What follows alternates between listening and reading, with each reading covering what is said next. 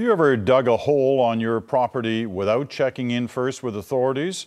Well, that's actually illegal because hitting an underground gas line could have deadly consequences. And crimes come with punishments, right? Well, not always. Here's the CBC's Erica Johnson of Marketplace. This is test footage to see what happens when a home fills with natural gas. Explosions like this are rare, but they're devastating and dangerous in real life. Like when a construction crew hit a gas line near a Toronto shopping plaza. 7 people died. Below our streets, under our front lawns, run pipes carrying potentially explosive natural gas. That's why, before we dig, even just to plant a tree or build a deck, we're supposed to find out what's underground first. That's the law in most provinces. But in Canada, that's often not happening. In BC, for example, more than 70% of gas line hits are caused by people who didn't find out what's buried below. Which is the house where it happened? This Toronto neighborhood had to be evacuated last fall when a contractor building a fence struck a gas line with his digging equipment. He said, get out now.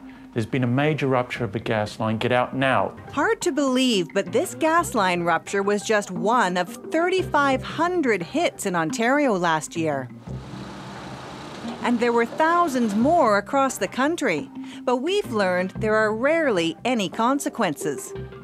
We asked the agency responsible for gas safety in Ontario, of the 3,500 incidents, how many fines they laid last year. It would have been the one, and I don't know what the level was for that. Why so few? One fine out of all of those?